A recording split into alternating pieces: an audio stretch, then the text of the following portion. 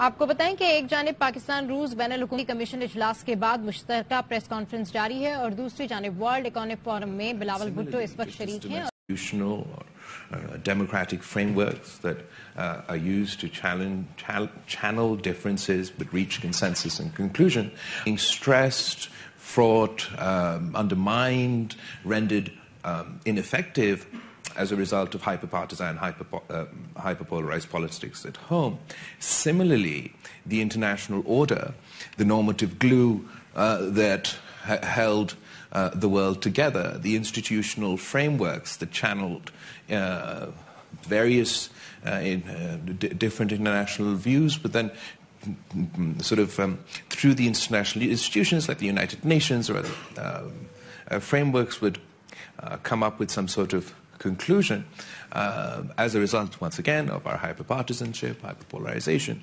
Those international institutions, those international normative frameworks, the way that we've been approaching the world has been fragmented, undermined, and as a result, we're seeing what we're seeing both here in Europe, but also in increase in tensions everywhere. I don't think that the blame rests at any one country's door. I mean, I believe that whether it is sort of from the time of Iraq or otherwise, perhaps we ourselves also have undermined those international institutions. But whatever the reasoning, the old international order, the old normative order for us to, for our dispute resolutions has clearly failed.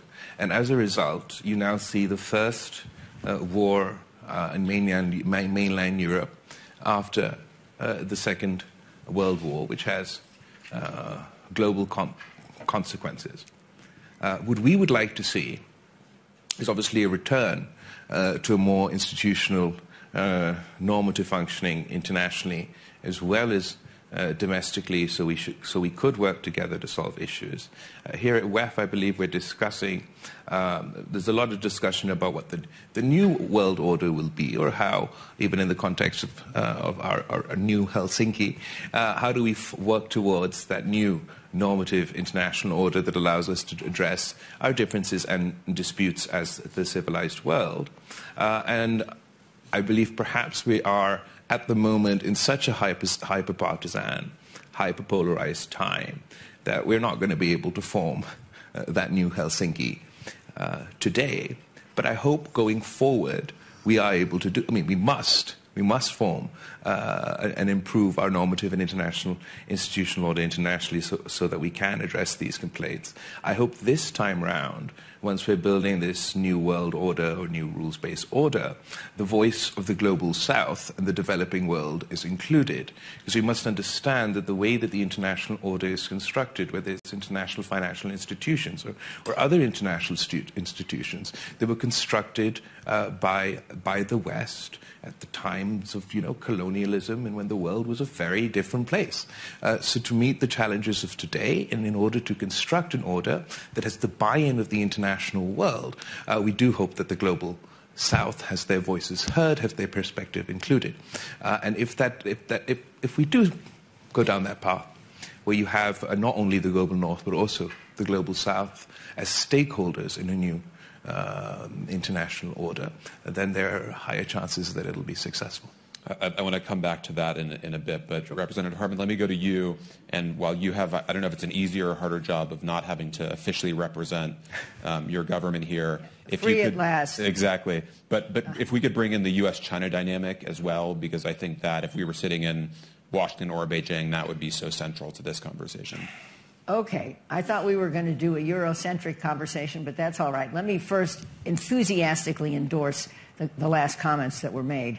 And when we get to the end of this conversation and talk about a new world order, the global South is in the world, and I think we may have overlooked that a bit. Going back, I'd also point out Pakistan's origins, carved out of India and the colonial past of India. It's a big transition. But let me say one thing about the old Helsinki, because I actually went back and looked at what the tenets of whether it was unpopular or not, 3 tenets: inviolability of European frontiers, reject the use of force, or intervention in internal affairs and respect human rights. Well, I don't think that framework is so bad, by the way. And it actually was sort of kind of observed for a while. I just want to make one point, and then I will answer your question, Daniel.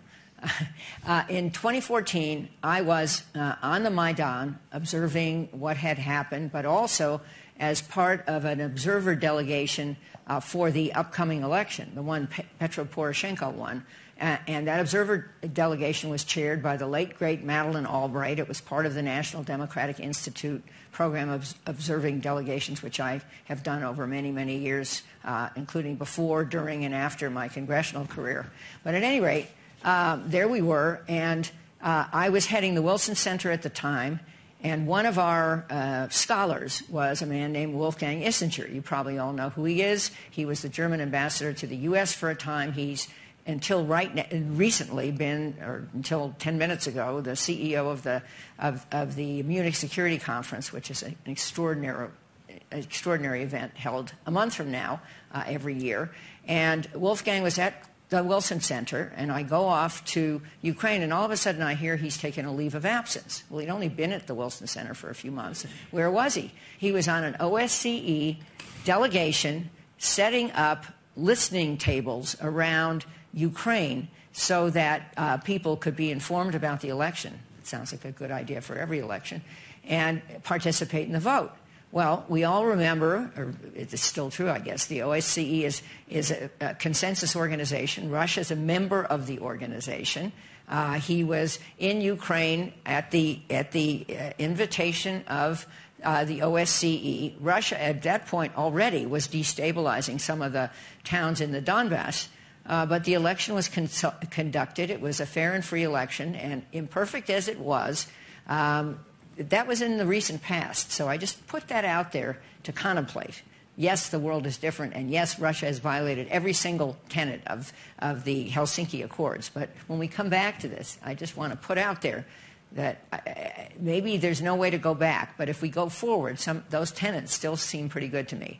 On U.S.-China, I think we're going to talk a lot about Ukraine, but I think China is watching carefully, very carefully, what happens in Ukraine. And I think it is plausible, everyone discusses this, that China will model what action it takes on Taiwan based on what it thinks the rest of the world was ready to do, did do, will do in Ukraine. And I personally think that the stronger we are in Ukraine, the less likely it is that China will move into Taiwan. And I would put a few more things on the table now for future discussion.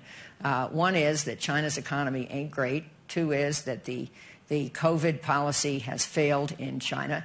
Three is that China even announced that there is a negative birth rate now. And by the way, India's population will exceed China's in this decade. And so I think China has a lot of homework to do to keep their country going, and starting another unprovoked illegal war doesn't make a lot of sense to me. Let me stick with you for one more backward-looking question. You mentioned those tenets; they seem pretty acceptable, pretty hard to argue with. When we look back at the history of the post-Cold War, what did we get wrong? How did that framework become questioned or controversial? What were the mistakes? Well, I actually wrote a book last year about this called Insanity Defense: Why Our Failure to Address Hard National Security Problems Makes Us Less Safe. And my theory is that we got it right in 1945, given what the world was like, and we also were magnanimous to those we defeated.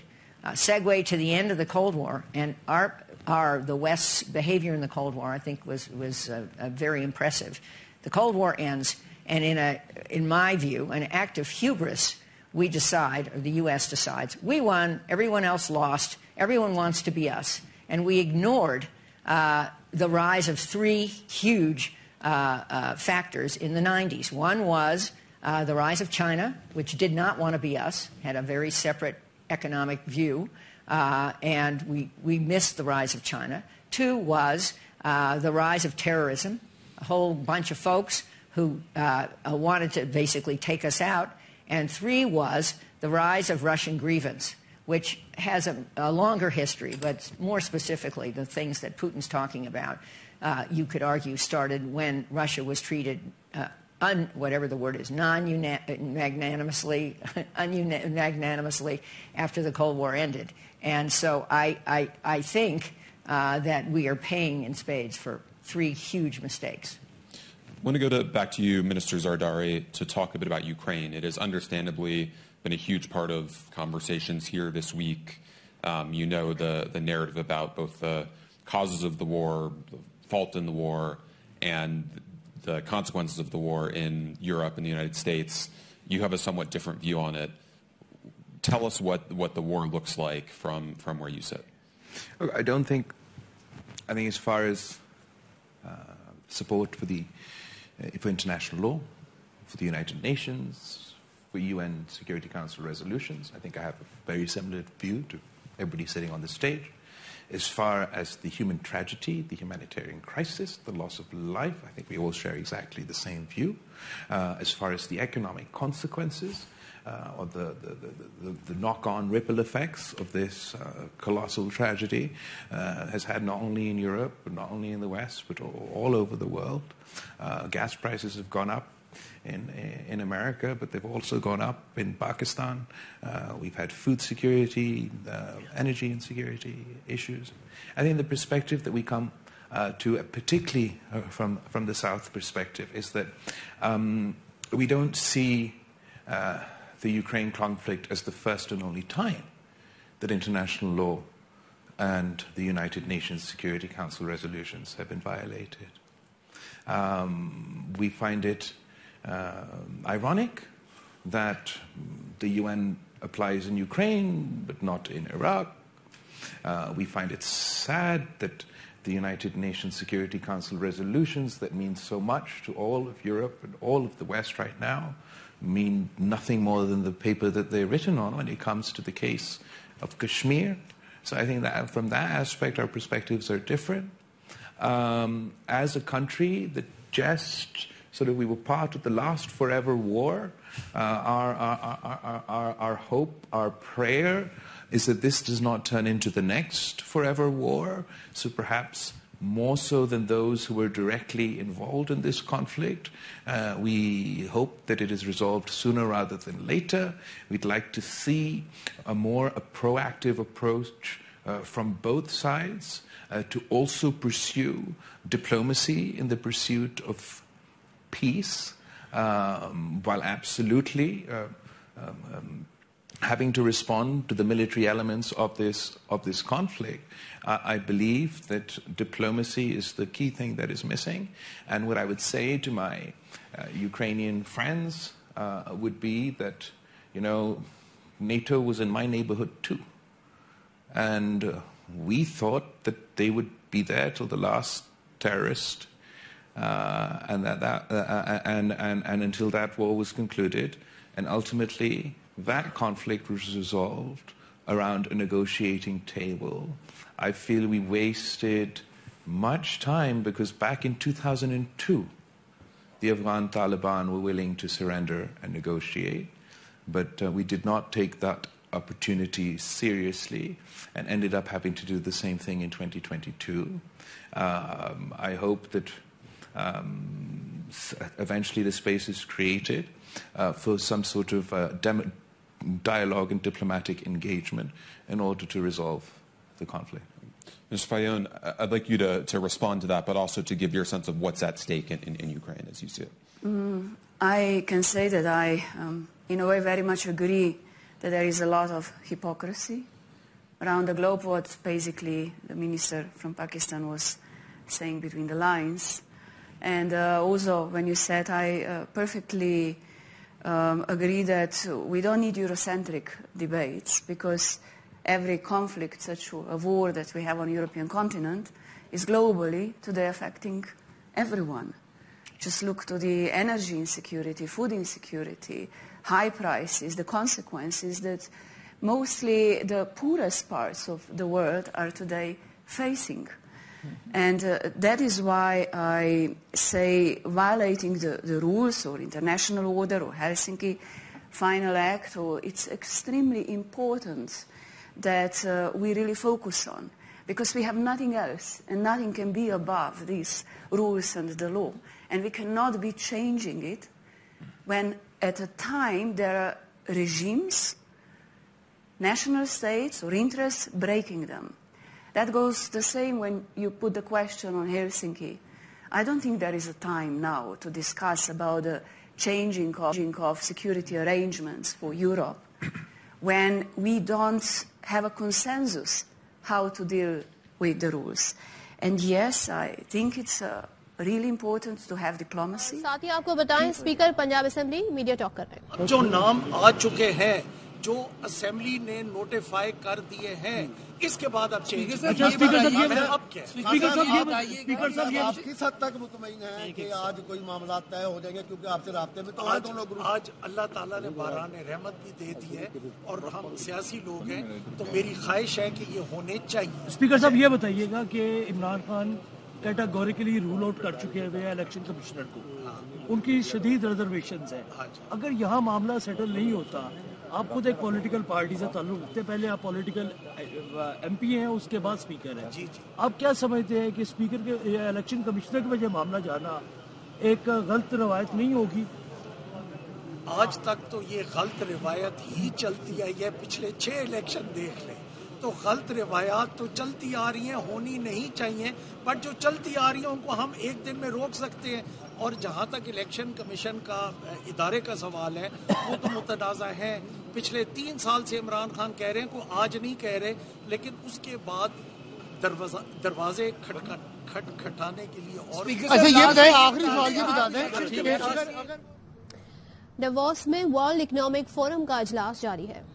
Diplomacy and the role of diplomacy in the context of the war in Ukraine.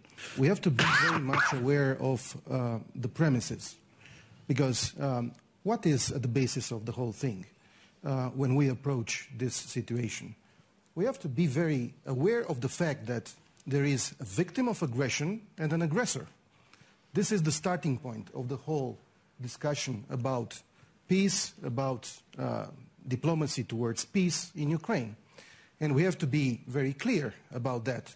Ukraine is the victim of the aggression, and Russia is the aggressor.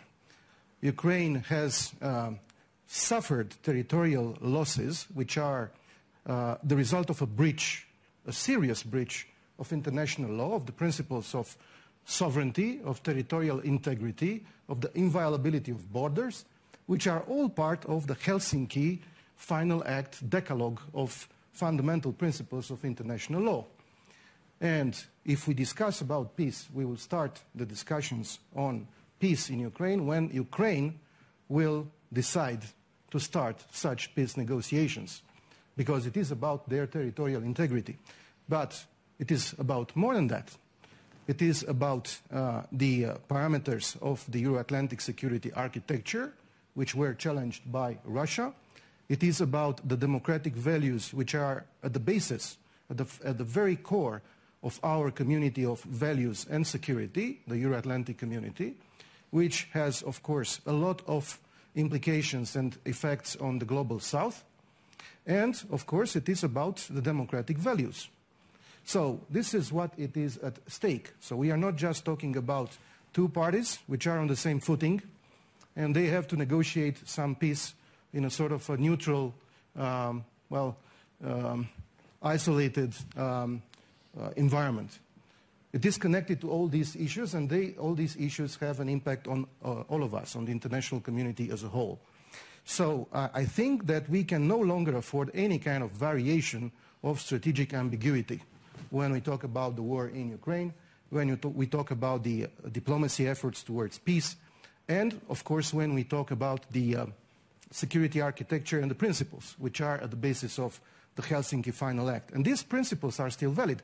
And they are valid not only for the Euro-Atlantic community, but they are also valid for the global south and for the whole world. Let's not forget the fact that the 1975 Helsinki Final Act, fundamental principles of international law, in fact, we are replicating the fundamental principles of international law which were included in a General Assembly resolution 2625 of 1970, which was called the Resolution for the principles of international law concerning the friendly relations and cooperation among states. That resolution included 7 principles. The Helsinki Final Act added 3 more. 2 of them, inviolability of borders and territorial integrity, were in fact resulting from the sovereignty, equal sovereignty principle. And then there it was added the respect for fundamental rights and human freedoms. So the whole architecture, which was built in 1975 in Helsinki, is still valid today. And it is valid not just for the Euro-Atlantic community, it's valid for the whole world. And the stake here now is to defend this architecture, because this means defending the core values on which our community is based on. It's not about building another architecture. It is about defending this architecture and perhaps creating more effective mechanisms in order to sanction those who are breaching in a serious manner, in an irresponsible manner, this set of parameters. I think this is where we are, and again, speaking about values, we cannot afford strategic ambiguity. I want to turn in a moment to the forward-looking, constructive side of this, but Mr. Zardari, I'd also like you to respond to that interpretation. I have very two simple questions. Two ways to achieve your objective. Say your objective is every inch of territory back in the hands of the Ukrainian people. It's some sort of NATO Article 5. Is it not even worth trying to achieve those same objectives through dialogue? Surely you can achieve those objectives through war and through conflict, but you could try to achieve them around the negotiating table. What's the worst that could happen? You'd fail and go back to war. But if you do manage to reach a consensus that covers all your concerns, but addresses some of the anxieties that the opposing sides might have, surely that's worth trying. From a perspective of a country that honestly just went through 20 years of conflict, who personally, I was on the side of this isn't over until we defeat every single last extremist or terrorist, and then the way I saw those events ultimately unfold, I would always advise, and this is constructive, friendly advice from somebody who's on your side, that while I understand the seriousness, the gravity, the challenge to Europe, I mean, I studied in the British system. I mean, we all grew up learning about World War II and all the aftermath and how much that must mean for everybody within Europe. I fail to understand why we can't simultaneously have some serious, responsible international players also trying to pursue a diplomatic resolution to a conflict. Minister Fayon. Yeah, I just wish to continue on that point, because I fully agree it's surely worth trying to establish, and continuously trying to establish conditions to start negotiations for peace. There is no doubt, and I perfectly agree that there shall be diplomatic channels open, because at the end of the day, you will have to have both sides at the negotiation table. You cannot make a peace arrangement without Russia at the table. But first you have to have conditions, so that means you have to stop the fights. And currently it doesn't look that there are conditions. But, I mean, for Slovenia, we have in our constitution, we really would always argue for peace and a dialogue for peace. Now, at the end of the day, every peace agreement is basically done at the negotiation table. Just the question is, how long does it take, and how many victims, and how big is the damage? We all know. So I also like to say that there is no winner at any war, but I'm afraid that we will go into a very long conflict, rather a frozen conflict that will damage a lot, and we should definitely continue with the efforts you mentioned. All right, we've left 10 minutes. Do you want to? Well, I would just agree more with our friend from Romania. And the reason I would is that I think whatever happens will end in negotiation. But there has to be some strength, enough strength on the Ukrainian West side to come up with a solution that is fair. And I've seen over the years no effort by Vladimir Putin to abide by any agreement he's ever made. And he's now torching Ukraine. He has no respect for human life or territory or food security for the world or anything. And so I don't think this is the right time to negotiate. We have about 10 minutes to come up with a new security architecture for the world. So easy. We'll be crisp about this. But let me start as we turn to this forward-looking part. I think kind of zooming out a little bit to you, Minister Zerdar. You talked about bringing the global South into a discussion of the international system, global rules. What would that change? What perspective would you bring that you think would change the basic tenets of the system? Just quite frankly, I think the entire international order is constructed around the Western interests. And it was constructed at a time, a very sort of a sadder time in our history when colonialism was more of a reality. Many of the countries that exist today did not exist at the time the structure was set into place. I believe that the international order can only be empowered if were the inputs of Africa, Asia, China, India, the entire globe represented in this so-called order. And if you have the buy-in of everyone, then there's more of a chance of it to succeed. That everyone would also have to be those that you don't agree with. It would mean that we would have to compromise, others would have to compromise, but a truly successful system will be just that, a compromise that we could reach together.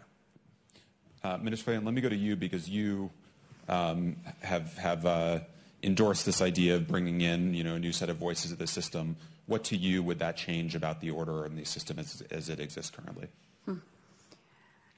I was just thinking now when you say, can we compromise only with the existing rules we have in a political atmosphere or in a political setting without including big business and corporations that are working globally across the national borders and interests. So that really we have to look into this new reality we have today and also adapt with our rules to this new reality. But we have United Nations, and I strongly believe we have to reform United Nations. There is an ongoing discussion, but I think we have to put also more focus on regional organizations. I was recently attending a conference on multilateralism in Rome, and we were discussing how regional organizations should be more embraced, having global mechanisms, of course, but be better heard and understood because they know better what is really going on. So the combination of everything, and I said before, as the title Helsinki, it's not the moment now, but we have to use full potential of what we are having and really full potential of the organizations, of the rules, and being really aware that it's nothing about the law, that no one can go beyond that and destroy the international law and order, because what is then left? And this is really the risk we are all facing ahead of us. And in fact, this week, listening at least to the politicians, I was surprised in a way because I got a feeling that no one really knows exactly where we are heading and what the solutions can be. And that is why it's good we are listening each other and trying to understand all the challenges we are facing in different spheres of life. And to you, bringing in the regional organizations would be a different way of organizing? I think certainly we have to pay more attention on that. Ms. Rescu, let me go to you, and feel free to be global in this response, but I'd also like you to say a bit more about how you see European security architecture in, it's premature to talk about the wake of Ukraine, but as we think about what this might look like in the years ahead, what should change about that security architecture, what shouldn't change, what do you think, how do you think that'll play a role in the broader structure of international security? Well, as I mentioned, I think I think for the time being there is nothing wrong with the current parameters of the security architecture. I mean, only because a certain actor is attacking the current security architecture for its own reasons, which are not necessarily, and we know for sure in this case, because Russia is the aggressor, not only against Ukraine, but also against our security architecture. So it's clear that this attack is outside the current international rules-based order. So it doesn't mean that if someone attacks the rules, that means the rules should change only for that. It means that those rules and parameters should be defended. And then perhaps we can find, and we should find, more viable and effective mechanisms to defend, but not to change the parameters. The parameters are fine. I think the security architecture, as we have it right now, needs to be only reinforced in the terms of implementation of these rules and in terms of defending the rules against rogue actors, which are trying to simply undermine this and change things for their own private interests. This is one thing. Second, I don't think that a discussion on Helsinki, as Tanya said, a new Helsinki is ripe right now. Of course, in 2025 we will have the 50 years anniversary of the Helsinki Final Act. Perhaps in the meantime the war will be over, and then we will have lessons learned from this crisis with all its layers, which are acting in parallel, and we had to cope with each one of them at the same time, and they are interrelated. So we can draw some lessons learned and then apply them. But it's too early to say what we are going to have in 2 years' time. In the meantime, what we have to do is to solve this problem, that we need perhaps more effective instruments to defend what we have, which again, it looks fine. Probably because it looks fine, it is attacked. So this is where we are. Representative Hartman, let me go to you to close, both with a global perspective, but also to, again, you're not representing the U.S. government, but talk a bit about what you think the U.S. role should be and whether the United States today, with all of our own domestic dysfunction and polarization with our own political system, whether the U.S. is up to the task. In 2 minutes and 52 seconds. Exactly. Yes. Well, one sort of big comment that came from here, which was I was at some event, and the Secretary General of the United Nations said that maybe we need a new San Francisco and maybe we need a new Bretton Woods. Those are huge statements, especially coming from a person in his job. And the UN was mentioned. I think having a UN structure that is not global north, or it isn't even global, north-centered, would be a huge sea change and might change the rest of it. And yes, it's the Security Council that needs to change, but I don't know if you can just take that and twist it a little and add three countries and think that that fixes the UN. I don't think it fixes the UN. So I'm endorsing a big conversation about that. And then moving to the more granular, I think at the moment that